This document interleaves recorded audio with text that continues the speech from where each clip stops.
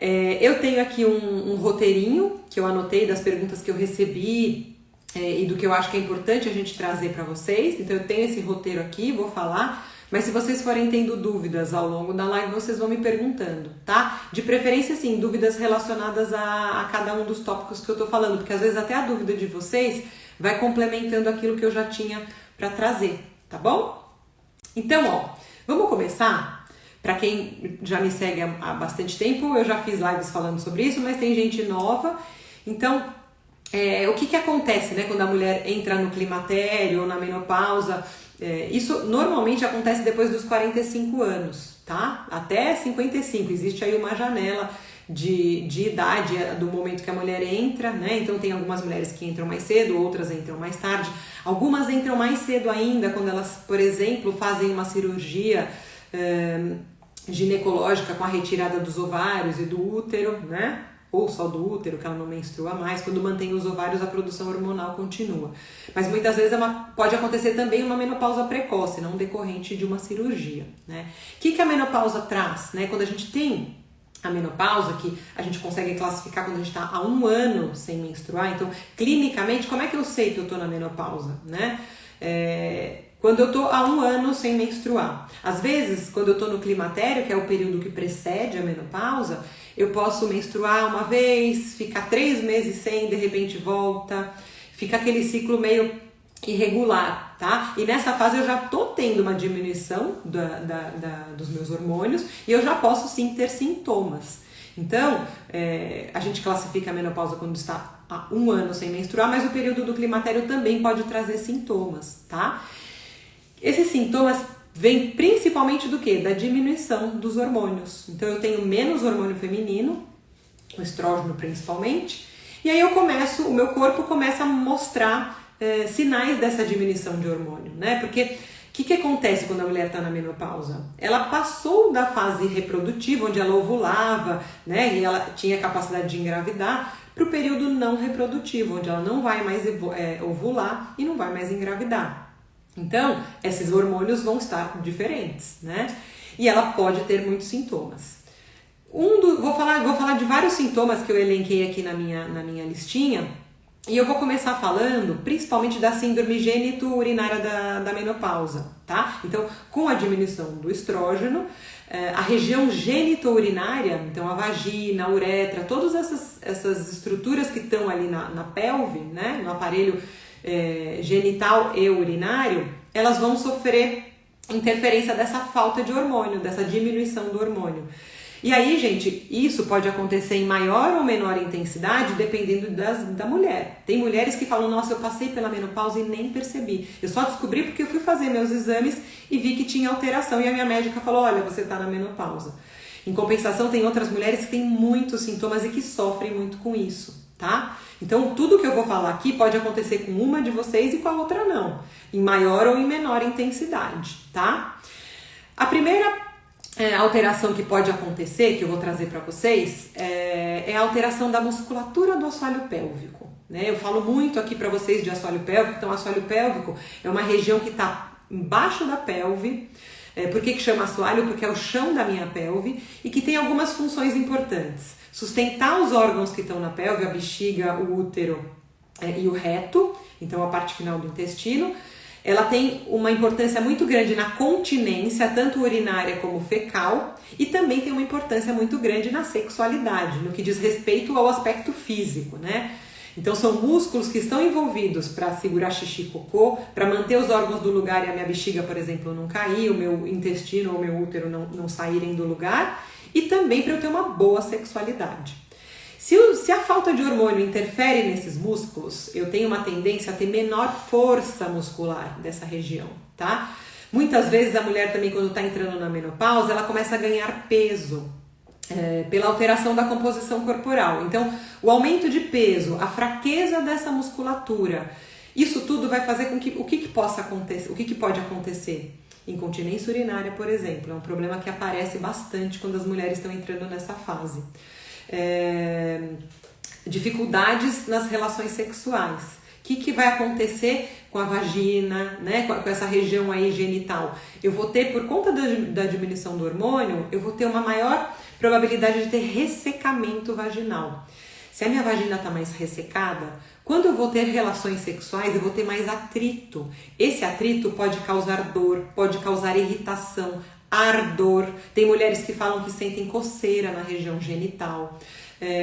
Então, as relações sexuais às vezes passam a ser dolorosas e o casal vai acabar sofrendo com isso, porque a mulher não vai mais estar curtindo, tendo prazer com as relações sexuais por conta da dor, do ardor. Muitas vezes na hora ela consegue e no dia seguinte ela acorda e sente aquele ardor. Às vezes aparecem também infecções urinárias de repetição por conta dessa alteração aí do ambiente vaginal.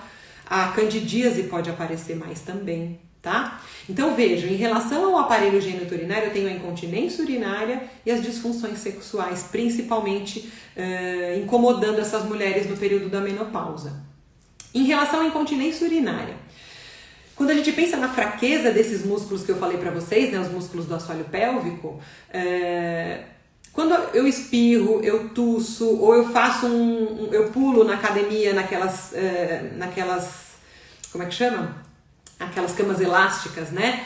Ou, por exemplo, eu faço polichinelo. No meu consultório tem muitas mulheres que falam, nossa, eu fiz polichinelo, ou eu saí para correr e quando eu cheguei eu percebi que a minha calcinha estava molhada. O que acontece nessas situações, né? Quando eu pulo, quando eu corro, quando eu tuço, espirro, faço um esforço, mexo o meu corpo bruscamente. Eu aumento a pressão na minha barriga, né? Tosse para vocês verem, ó. Quando eu tuço, eu empurro a minha barriga para dentro e isso aumenta o que a gente chama de pressão intraabdominal. O meu abdômen ele tem relação com a minha pelve. Então, quando eu aumento a pressão na minha barriga, esse aumento de pressão ele é transmitido para a minha bexiga. E quem que vai fazer com que eu não faça xixi? Não escape xixi quando eu tuço, espirro ou faço força? Esses músculos do assoalho pélvico. Porque lembra que eu falei para vocês que uma função deles é manter a continência? Então, se eu tenho a bexiga aqui, embaixo, o caninho por onde sai o xixi chama uretra, tá? Então, quando eu tuço, que eu faço esse movimento e a bexiga faz essa força para baixo, se os músculos que estão ao redor da uretra, o esfíncter uretral é um deles, um muito importante, que faz parte do assoalho pélvico, se ele está enfraquecido, quando eu faço esse aumento de pressão, pode ter um escape, porque eu não consigo, eu falo para os meus pacientes, não consigo fechar a torneirinha de maneira eficaz. Se esses músculos são muito fracos, pode ser que eu perca uma quantidade grande de urina. Se ele ainda tem uma certa força, pode ser que eu perca umas gotinhas. Ou que eu perca, a gente sempre costuma relacionar com quantidades, né? Eu pergunto para as pacientes, quanto que você perde? Umas gotinhas? Uma colher de chá? Uma colher de sopa? Meio copo? Um copo? Para a gente quantificar a gravidade desta incontinência, tá? Então a gravidade está muitas vezes relacionada com a quantidade de urina que eu perco. Às vezes a pessoa ela dá um grito, ela dá uma risada muito forte e escapa xixi. Perda de urina com riso é muito comum, tá? Tudo isso por quê? Porque aumenta a pressão na barriga, né? Então, aquilo que eu estava falando para vocês, se esses músculos do esfíncter estão fracos, eu vou perder urina. Eu vou classificar essa perda urinária, e essa perda urinária a gente chama de incontinência urinária por esforço, porque é sempre quando eu faço uma força, tá? Então lembrem disso. Perda urinária por esforço é relacionada à fraqueza ou incoordenação dos músculos, do assoalho pélvico principalmente. Pode ser que eu tenha também um prolapso, né, uma queda da bexiga, mas normalmente esse mecanismo de continência está relacionado a uma fraqueza da musculatura ou uma inabilidade de fazer essa ativação dos músculos quando eu aumento a pressão da barriga, tá? Ela pode ser leve, moderada ou grave, dependendo da quantidade de urina que eu perco.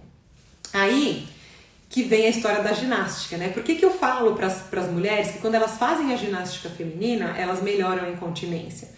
Porque o método da ginástica feminina, ele prioriza, as primeiras aulas são focadas no assoalho pélvico, em trabalhar os músculos do assoalho pélvico, tá? Então, quando eu começo a exercitar esses músculos com uma frequência adequada, esses músculos começam a melhorar a sua capacidade de contração, melhorar a sua resistência, melhorar a sua força.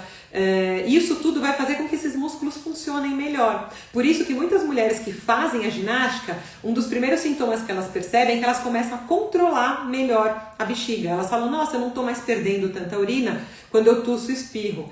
Se ela perdia uma quantidade muito grande, às vezes o que ela vai perceber? Que ela está perdendo menos. Se ela perdia só gotinha, às vezes ela vai parar de perder. Então, assim, a melhora com os exercícios vai ser relacionada à gravidade da incontinência, tá? Mas em qualquer uma delas, gente, é recomendado que se faça exercício. Daí vocês podem me perguntar, poxa, mas e se eu tiver uma incontinência muito, muito grave? Quando eu tuço, espirro, eu molho toda a roupa. Pode ser que só os exercícios não resolvam nesses casos de incontinência muito grave. Aí pode ser que precise ser feita uma cirurgia. Existem cirurgias corretivas, tá?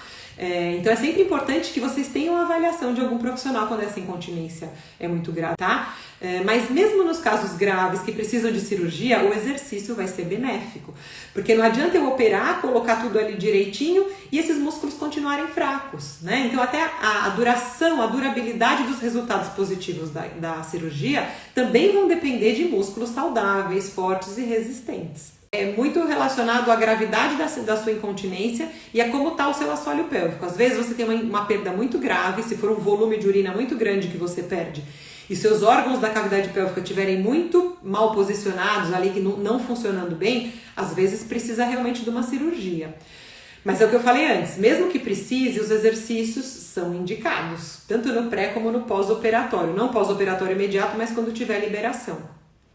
Num contexto geral, quando a gente pensa nos guidelines, aí as recomendações que as sociedades internacionais dão em relação a tratamento, em relação à incontinência urinária, o tratamento conservador deve ser o primeiro a ser oferecido. O que é tratamento conservador?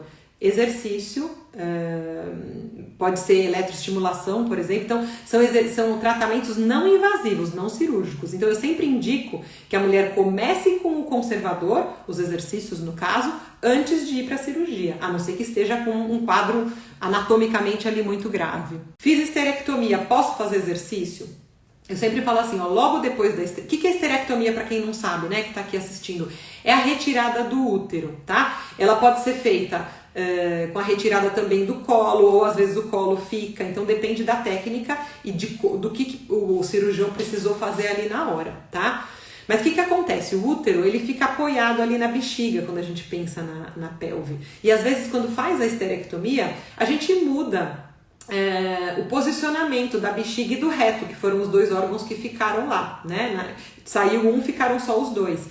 E às vezes tem mulheres que depois da esterectomia falam que começaram a ter perda urinária, justamente por conta dessa alteração do posicionamento dos órgãos na cavidade pélvica.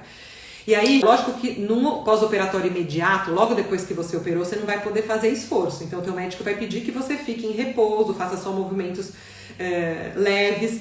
Quando ele te liberar, isso vai ser depois de mais ou menos um mês, daí vai depender muito do que o médico pedir, você pode fazer exercício. Aliás, é importante que faça. A única coisa que eu recomendo, por exemplo, na musculação que você falou, às vezes a gente faz exercícios de musculação que a gente faz muita força e a gente gera muita pressão com o abdômen. Eu sempre ensino as alunas da ginástica feminina e as minhas pacientes do consultório a ativarem a musculatura do assoalho pélvico antes de fazer um exercício de muita força abdominal, justamente para proteger o assoalho pélvico. Por que eu falo isso? Eu tenho pacientes jovens que nunca tiveram filhos, ou seja, não estão na menopausa, não tem alteração hormonal, são magras, fortes, aquela barriga tanquinho e têm incontinência. Por que será que essas mulheres têm incontinência, né? Primeiro porque dependendo da atividade que elas fazem, por exemplo, se tem muito salto e muito impacto, isso vai repercutir no assoalho pélvico. Segundo, a maioria que eu pego no consultório, que eu atendo, o que acontece? Elas fazem muita pressão abdominal por conta de ser forte e de participar de atividades de impacto e elas não têm nenhum trabalho compensando ali com o assoalho pélvico. E aí o que eu faço? Eu ensino elas a fazer o recrutamento adequado da musculatura do assoalho pélvico enquanto elas estão fazendo a musculação, o pilates, a corrida, seja qual atividade for, porque eu sempre incentivo a atividade física, não interessa qual, toda atividade física é boa. Agora a gente precisa, quando a gente pensa em assoalho pélvico, quando a gente pensa em incontinência, a gente precisa proteger o assoalho. E se essa atividade for feita de maneira errada, ela pode prejudicar, tá? Eu vou até aproveitar o gancho disso que eu tô falando. Eu recebi várias perguntas, gente, tanto por mensagem direta como por e-mail, falando assim: Juliana, eu tenho receio de fazer ginástica feminina, isso falando do curso online, né? Porque eu tenho medo de fazer errado e me dar algum problema. E eu acho que essas mulheres estão certíssimas, porque a gente tem que ter receio mesmo, porque quando a gente faz algum tipo de atividade, a gente tem que ter certeza de que o profissional que a gente está buscando e que está nos orientando está nos corrigindo, está ensinando a gente a fazer esses exercícios da maneira correta. E é fácil sim de fazer exercício do assoalho pélvico de maneira errada. Eu vejo muito no consultório, eu já tratei de algumas, não foi nenhuma, foram algumas pacientes que fizeram algum tipo de recrutamento de assoalho pélvico de maneira errada, ou porque aprenderam vendo alguma coisa na televisão, leram numa revista, resolveram fazer sozinha, e até algumas que fizeram cursos de pompoarismo sem ter um acompanhamento mais próximo e adequado do profissional que ofereceu esse treinamento. E elas vieram com queixas, sabe? Uma delas teve inclusive hemorroida, de tanto fazer força errada, porque o assoalho pélvico, gente, ele tem que fazer uma força ascendente. Tem um músculo ali do assoalho pélvico que chama elevador do ânus. Ele fica mais posterior e olha o nome dele, elevador do ânus. O que ele faz? Ele eleva a estrutura posterior, ali a parte mais de trás, né, da pelve, onde está o ânus, leva para cima. Ele é muito forte, ele é uma musculatura de sustentação. Então, o movimento do assoalho pélvico, ele sempre tem que ser feito de forma ascendente. Se eu faço força, eu contraio, mas eu empurro para baixo, eu estou fazendo um movimento biomecanicamente errado. Isso é fácil de fazer, tá? Fazer errado é algo fácil. Quando eu fui fazer o curso online, essa foi uma das minhas preocupações principais. Eu conversei com amigas, com pacientes, falei, eu tô pensando em fazer, o que vocês acham? Elas falaram, Ju, eu acho o máximo, mas eu acho muito difícil ensinar a contrair adequadamente o assoalho pélvico.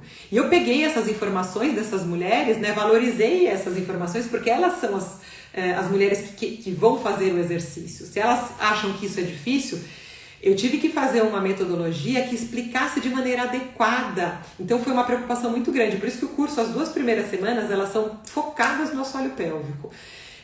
Dificilmente quem vai fazer o curso vai fazer errado, porque a maneira como foi desenvolvido foi justamente para evitar que isso acontecesse.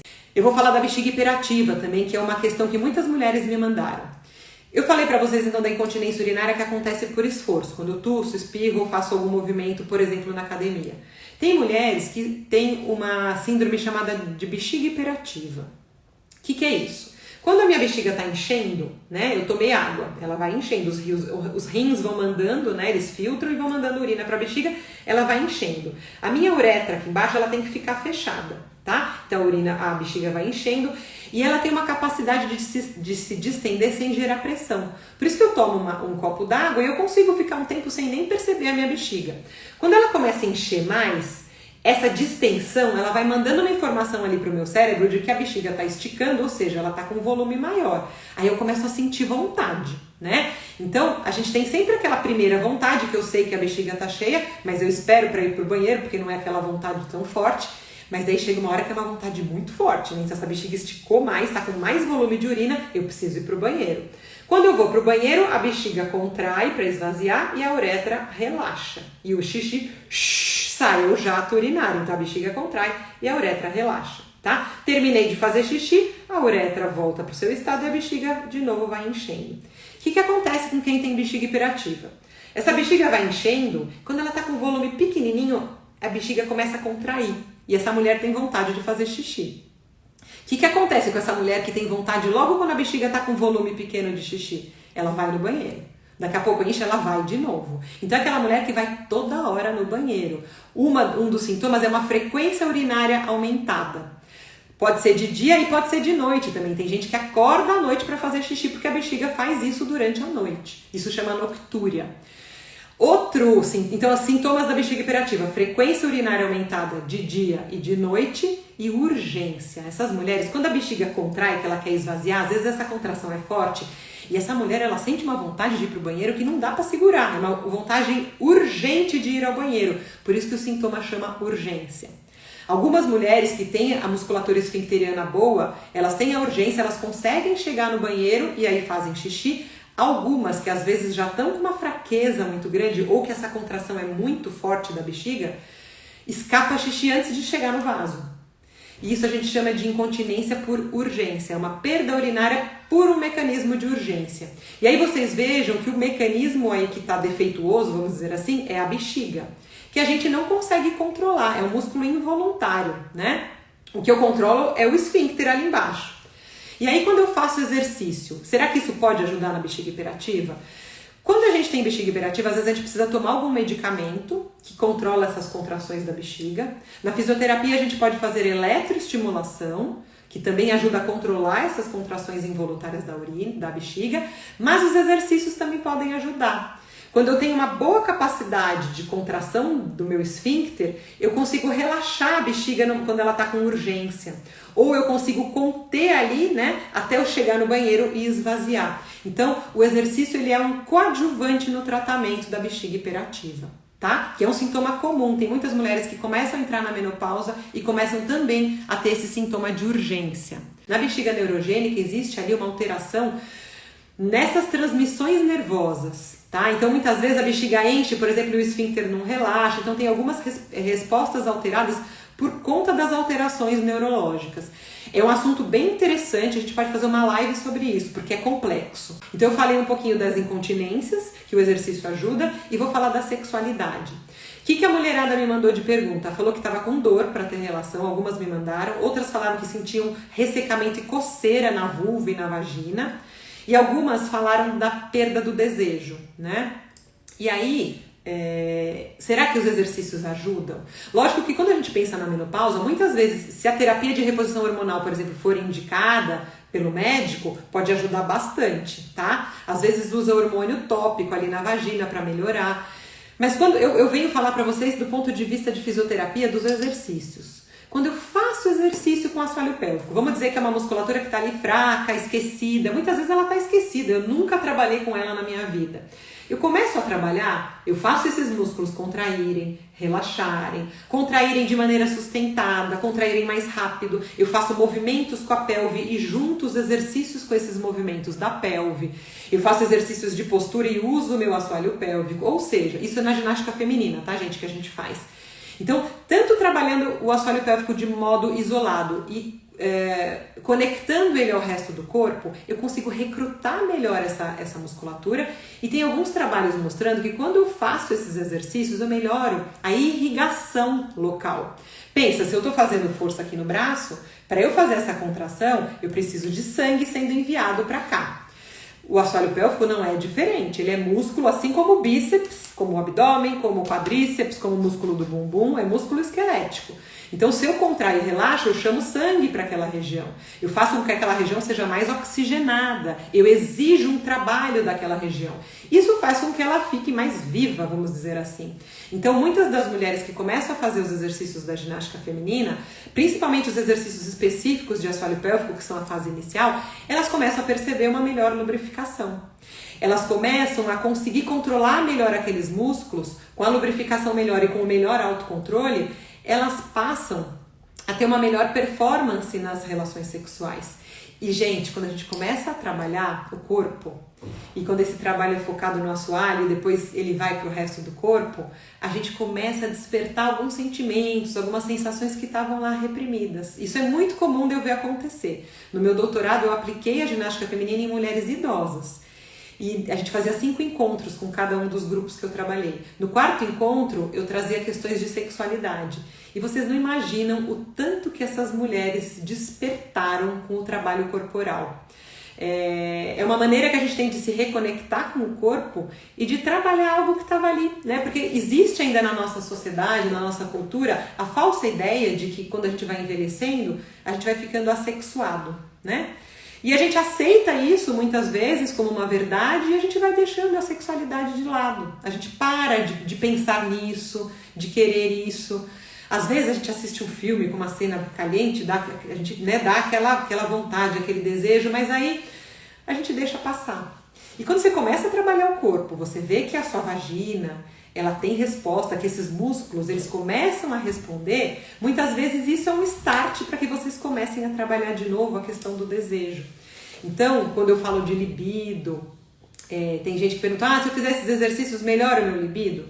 Eu não estou falando que eu vou garantir melhora para todo mundo, mas eu garanto que o trabalho corporal pode ser sim uma ferramenta muito, muito, muito importante, dentre outras, porque sexualidade é multifatorial. Vai depender do meu relacionamento, vai depender da minha condição física, dos tabus que eu tenho na minha cabeça, tá? Então é muita coisa envolvida, mas a parte física com certeza é uma parte muito importante. Quando a gente faz os exercícios do assoalho pélvico, a gente contrai e relaxa a musculatura. A gente trabalha esses movimentos de variadas formas, contrações mais para fibras mais rápidas, para fibras mais lentas, pensando na resistência. A gente trabalha com mobilidade da pelve, junto com a respiração, coordenando movimentos. Então, quando a gente pensa nesses exercícios dessa maneira global, a gente faz com que exista ali um aumento da circulação local, um aumento do recrutamento muscular, mais oxigênio sendo levado, mais nutrientes sendo levado para essa região. Então, logo nas primeiras semanas, as primeiras 2 semanas que a gente tem esses exercícios focados no assoalho, muitas alunas referem melhora da lubrificação com os exercícios, tá? Lógico que, como sempre, eu gosto de trabalho multi. Então, às vezes, a gente faz exercício e essa mulher, ela também tem um acompanhamento do gineco. Às vezes, ela passa a usar um hidratante, ela passa a usar algum creme com hormônio quando ela pode. Então, são essas atividades, essas intervenções em conjunto vão melhorar mais ainda. Mas o exercício em si traz melhora sim. Tem estudo mostrando, né, com Doppler ali mostrando aumento de irrigação dos vasos ali da região pélvica com o exercício do assoalho pélvico. Em relação à falta de disposição, insônia, ansiedade, irritabilidade, gente, tudo isso pode acontecer. Isso tem muita relação, às vezes, com os fogachos, que é um outro sintoma que eu ia trazer, que são os calores. Então, às vezes o primeiro sintoma, e eu acho que é um dos que as mulheres mais se queixam, são esses fogachos. Então a mulher tá aqui, de repente ela sente um calor, ela às vezes fica com o rosto vermelho, fica suando, né? E do nada vem esse calor e depois passa. Às vezes o calor vem no meio da noite, por isso a questão da insônia às vezes está muito relacionada. Porque no meio da noite ela tem o calor, ela acorda, ela desperta. Depois para ela voltar a dormir é difícil. Então o sono ele é reparador. A mulher precisa dormir bem para que todas as funções orgânicas aconteçam da melhor maneira. Então o fogacho e a insônia eles estão muito relacionados, tá? Às vezes tem a insônia também sem fogacho, tá? Mas muitas vezes está relacionado. E aí, gente, existem alguns trabalhos na literatura mostrando que aquelas mulheres que fazem atividade física intensa, elas têm uma menor tendência de desenvolver fogachos. Por quê? Porque quando a gente faz atividade física intensa, a gente sua, a gente esquenta, a gente tem aí um mecanismo de termorregulação que vai sendo trabalhado sempre. Então o nosso corpo, o corpo de uma mulher que treina intenso, ele tem uma capacidade de lidar aí com essa termorregulação, com essa regulação da temperatura, tá? Mas esses dados, eles não têm uma evidência científica super top, mas alguns estudos mostram que existe essa tendência das mulheres que fazem mais exercício, mais intenso, terem menos sintomas de fogacho. Então a gente sempre recomenda que as mulheres que estão na menopausa e têm os fogachos, que elas comecem a mudar. A terapia de reposição hormonal pode ajudar, eu acho que é meio que padrão ouro para isso, mas a mudança de estilo de vida é fundamental, incluindo principalmente atividades físicas, tá? E aí, eu faço um link com a questão da falta de disposição, da ansiedade. A gente sabe que exercício físico é importantíssimo para pacientes, por exemplo, que têm alterações de saúde mental, como depressão, ansiedade. Quando a gente faz exercício, a gente libera uma série de neurotransmissores que são muito benéficos para esses problemas de saúde mental. Inclusive, os psiquiatras, eles recomendam como parte do tratamento, quando o paciente já está ali podendo, né, já está equilibrado, iniciar uma atividade física. E naqueles, por exemplo, que estão medicados por algum problema de depressão, ansiedade e vão desmamar essa medicação, porque estão fazendo terapia, porque estão bem, a atividade física é fundamental, tá? Então, daí eu vou fazer o link aqui com a ginástica feminina. O método da ginástica feminina, ele não é um método aeróbico, que vai me fazer suar, aumentar muito a frequência cardíaca. Não é, tá? Então eu não fiz esse método especificamente para fogacho ou para irritabilidade. Mas, o que eu percebo, que eu já percebi ao longo do tempo, porque além desse curso online eu já dou essas aulas há mais de 10 anos, há quase 12 anos, tá? Então eu tenho pacientes que me acompanham na clínica. Quando você começa a fazer um programa de exercícios, esse da ginástica feminina dura de 20 a 30 minutos no máximo todos os dias. Você começa a trabalhar seu corpo, você começa a dar um start para um autocuidado, né? E o autocuidado aqui eu tô falando relacionado a exercício, atividade física, movimento. Esse autocuidado, quando você liga o aplicativo, eles falam, olha pessoal, agora eu vou lá pro quarto que eu vou fazer meus exercícios. Daqui meia hora eu tô liberada. Então você vai ter meia hora ali que vai estar você e o aplicativo, você vai estar prestando atenção nos exercícios, você vai estar focando a sua atenção pro seu cuidado, pro teu corpo. A partir do momento que você faz isso, você tá falando para você mesma que você merece um momento de autocuidado, que o seu corpo merece ser cuidado. E você vai trabalhando a gentileza com você mesma, né? É isso que eu percebo nas mulheres, quando elas se propõem a fazer o curso de ginástica feminina online, quando você compra ali o curso, é como se você falasse, bom, eu vou comprar um autocuidado para mim.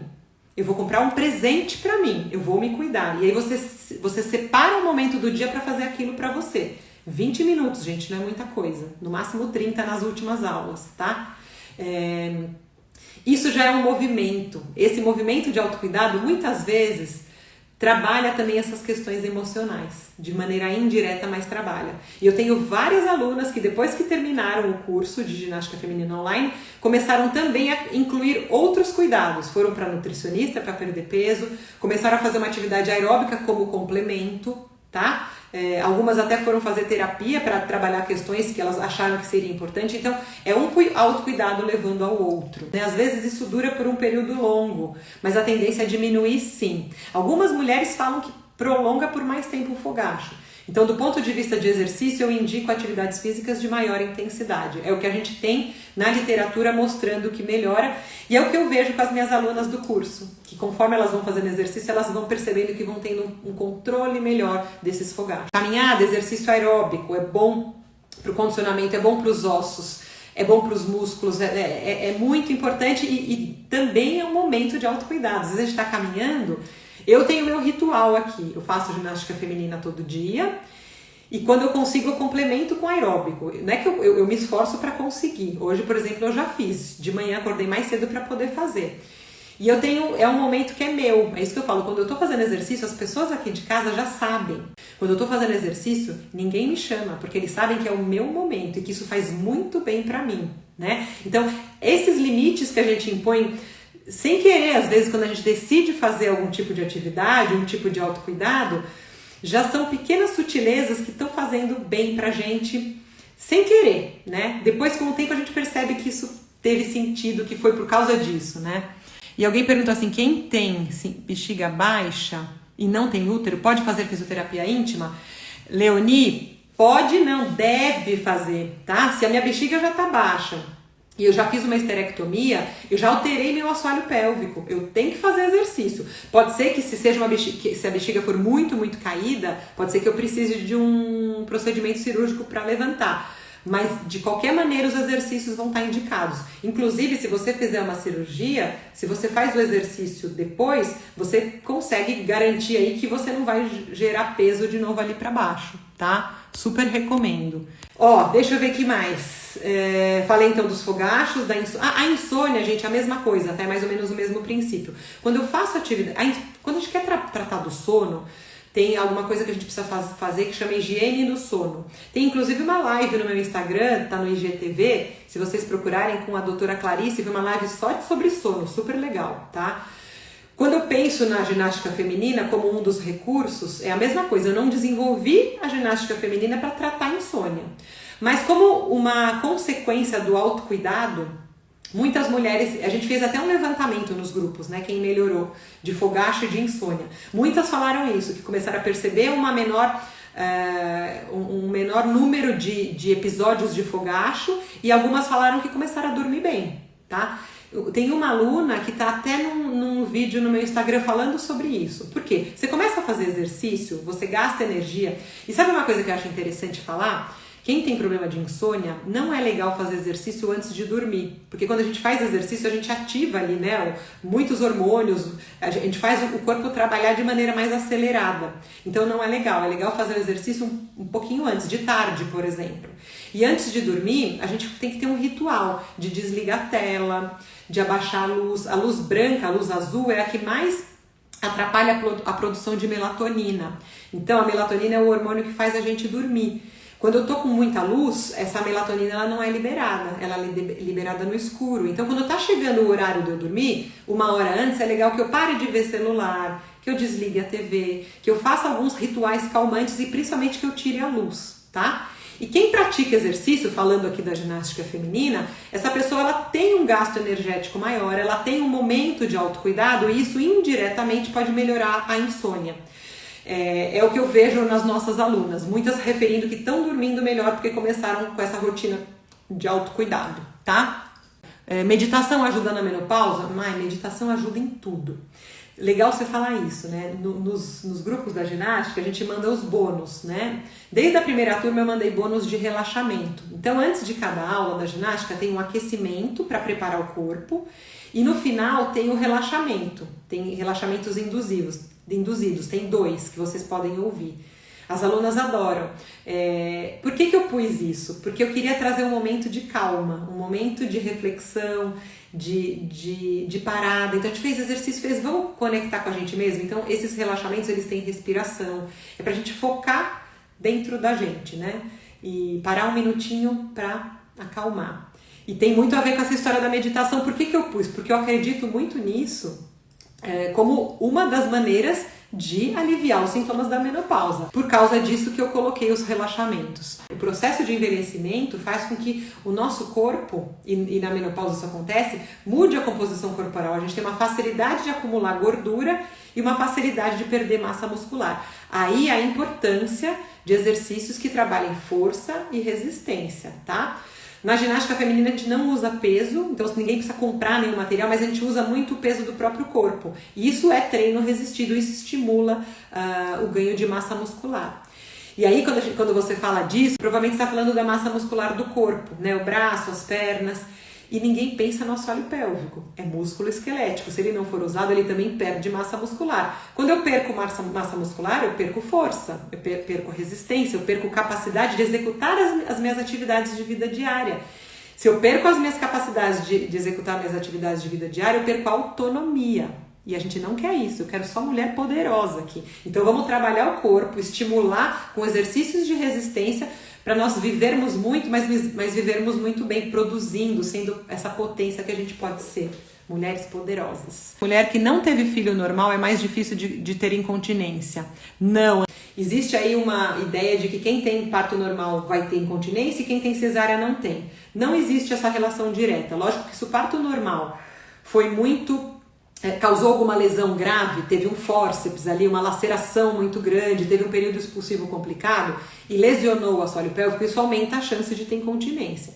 Mas quem teve cesárea também pode ter. O que é pior para o assoalho pélvico é o peso do útero aumentado ali. Então, quanto mais gestações a mulher teve, independente da via de parto, maiores as chances de ter incontinência, tá? Então, a gestação em si é um fator muitas gestações são fator de risco. Às vezes, a idade que a gente tende a começar é 45 para frente. Mas tem gente que ou por algum procedimento cirúrgico ou mesmo por alguma alteração hormonal entra na menopausa precocemente. Aí tem todos esses sintomas mais cedo. E aí a gente tem que se cuidar. Porque pensa, você entrou com 40. Você vai querer viver bastante, né? Então assim, você tá praticamente na metade da sua vida ou até menos. Então tem que se cuidar para viver bem, para desenvolver todas as suas potencialidades. O assoalho pélvico, gente, ele é poderoso. Ele pode ser um start para deixar a gente mais poderosa ainda, tá? Eu acho muito importante falar assim, isso não é obrigatório, tá? Então quem tá assistindo aqui e não sentiu nada disso, não fica achando que vai ter que sentir. Eu gosto muito de ressignificar esse período da vida. Essas coisas podem acontecer? Podem. A gente tem que valorizar essas queixas e tentar resolver. Mas nem toda mulher vai ter. Nem sempre a menopausa vai trazer só coisas ruins. Mesmo com quem tem sintomas, a menopausa pode trazer coisas boas. A gente se tornar madura faz com que a gente tenha novas decisões, que a gente tenha maiores chances de dizer não pro que a gente não quer fazer. Tá? A gente tem muita coisa boa que acontece, só que para essas coisas boas acontecerem a gente tem que estar bem com a gente mesmo. Uma coisa que eu acho importante, gente, é da questão do medo de fazer errado. Eu falei no começo, mas eu vou falar aqui de novo, tá? Porque eu fiquei impressionada o número de mulheres que me mandaram mensagem falando: Ju, eu tenho muito receio de fazer exercício online porque eu acho que eu vou fazer errado. E eu falei aqui no começo, eu acho que esse medo é super válido e é bom que tenha mesmo, tá? Mas o método da ginástica feminina, as 4 semanas, elas foram desenvolvidas justamente para minimizar possíveis erros, tá? A primeira semana é super básica, foco de assoalho pélvico, principalmente. A segunda semana Foco também no assoalho pélvico com algumas introduções de movimentos mais dinâmicos e mais difíceis. E a terceira e a quarta semana da ginástica feminina, que a gente vai fazer movimentos com o corpo inteiro, integrando o assoalho pélvico. E aí vocês vão ser capazes, depois disso, de usar a ativação do assoalho pélvico para a vida de vocês. No final do programa, inclusive, a gente envia um PDF com dicas para vocês conseguirem continuar fazendo a ginástica feminina e usar o assoalho pélvico no dia a dia, tá? Além disso, tem o grupo exclusivo do Facebook. A gente tem 2 grupos, tá, gente? Para quem não consegue agora fazer o curso, entra no grupo da Mulher Mais Feminina na Menopausa do Facebook. A gente acaba pondo muita informação. Eu falo muito do ponto de vista da fisioterapia, mas eu gosto sempre de trabalhar em conjunto. Cada especialidade vai ajudar vocês, tá? Bom, voltando. Então, esse grupo da Mulher Mais Feminina do Facebook, a gente sempre põe informação. Tem aqui o Instagram. E para as mulheres que fazem parte dos cursos online de ginástica feminina, a gente tem um grupo exclusivo que é fechado. Por que ele é fechado? Porque eu dou aula ao vivo. Para eu poder dar aula ao vivo, eu tenho que saber que essas mulheres já sabem entender a minha linguagem, que elas já fizeram uma formação, vamos dizer assim. Então, quando eu dou a aula, eu não fico no beabá. Eu falo, gente, vamos fazer tal movimento, ativo o assoalho. Então, para participar, eu tenho que ter certeza que elas não estão fazendo errado. E como eu vou ter certeza que elas não estão fazendo errado? Porque elas fizeram todo o curso de 4 semanas, tá? Daí elas conseguem participar. Quando entra a turma nova, eu faço uma live mais light nas 2 primeiras semanas, com exercícios mais básicos, para que as alunas novas também possam acompanhar. É segunda-feira, 8h30 da manhã, essa aula ao vivo. Quem não consegue participar porque é um horário que eu consegui encaixar na minha agenda. Muitas alunas participam ao vivo, outras não conseguem, fica gravado. Então, por exemplo, hoje eu recebi a mensagem de uma que falou, a aula da segunda eu só fiz agora na quinta. Eu falei, não tem problema, o importante é fazer, tá? Lógico que não vai estar me vendo na hora, mas é como se tivesse. É um estímulo, gente. Uma coisa que a gente fez um levantamento com as alunas do aplicativo, que já tinham feito o curso, muitas delas falaram, Ju, eu amei, mudou um monte de coisa, só que depois que acabou, eu parei de fazer e agora eu preciso retomar.